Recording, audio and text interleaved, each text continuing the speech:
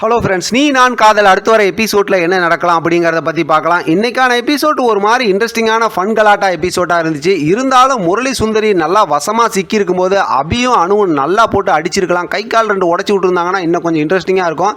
இருந்தாலும் வாங்கின அடிக்க அவங்க வந்து பண்ண ரியாக்ஷன் பார்க்குறதுக்கு கொஞ்சம் மனசுக்கு ஆறுதலாகவும் சந்தோஷமாகவும் இருந்தாலும் இப்போ அபி வந்து சுந்தரியை நல்லாவே குழப்பி விட்டுட்டாங்க அப்படின்னே சொல்லலாம். அதனால் சுந்தரி ரொம்ப மென்டல் டார்ச்சரோடு இருக்காங்க. இன்னொரு பக்கத்து அபி எதுக்கு சிரிக்கிறாங்கன்னே தெரியாமல் ராக ஒரு பக்கத்து வழக்கம் போல் ஃபன் பண்ணிட்டு இருக்காங்க. இப்போ பார்த்தோம்னா அஞ்சலி வயிற்றுக்குள்ளே இருக்க குழந்தைய நினச்சி சந்தோஷப்படுறாங்க.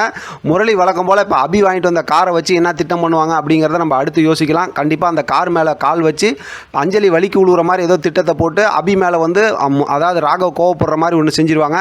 இதுக்கிடையில் பார்த்தோம் அப்படின்னா சுந்தரி வந்து அந்த நாடி பிடிச்சி பார்க்குறவங்களாம் பார்த்தாங்க இல்லையா, அந்த விஷயத்தில் பார்த்தா வெளியில் அபி தான் பேசியிருப்பாங்க. அதனால தான் அவங்க வந்து அந்த மாதிரி ஒரு பொய் சொல்லிட்டு போனாங்க.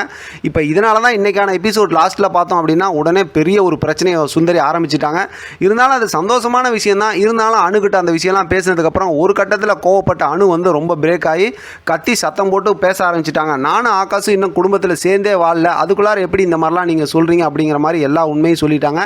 அதை கேட்டதுமே பார்த்தா வீட்டில் இருக்கவங்க எல்லாருமே அதிர்ச்சி ஆகிட்டாங்க. ஒரு பக்கத்து பார்த்தோம் அப்படின்னா சுந்தரி கொஞ்சம் சந்தோஷப்பட்டாலும் அதை கேட்ட அபி, ராகவ், பாட்டி, அஞ்சலி எல்லாருமே பார்த்தோம்னா ரொம்ப அதிர்ச்சியில் இருக்கிறாங்க. அப்படி என்ன அவங்களுக்குள்ளார சண்டை, என்ன பிரச்சனை அப்படின்னு கேட்க போகிறாங்க.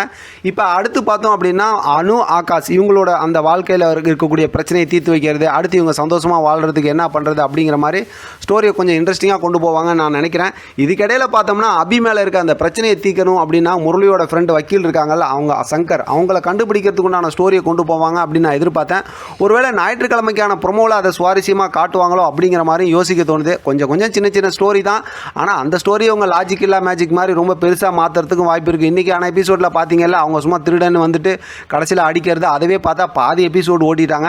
ஸ்டோரியை இன்னும் கொஞ்சம் சுவாரஸ்யமாக மாற்றலாம். இருந்தாலும் அஞ்சலி வந்து ப்ரெக்னெண்ட்டாக இருக்காங்க, அவங்களுக்கு குழந்தை பிறக்கிற வரைக்கும் ஸ்டோரி இந்த மாதிரி கொஞ்சம் ஆவரேஜாக தான் கொண்டு போவாங்கன்னு நினைக்கிறேன். இந்த வாரத்துக்கான ஸ்கிரிப்டோட ஸ்டோரி கொஞ்சம் சொதப்பல் தான் நான் நினைக்கிறேன். வெயிட் பண்ணி பார்க்கலாம் என்ன நடக்குது அடுத்துன்னு. இதை பற்றின உங்களோட கருத்து கமெண்ட் பாக்ஸை தெரியப்படுத்துங்க. தொடர்ந்து ஆதரவு கொடுங்க. தேங்க்யூ ஃபார் வாட்சிங்.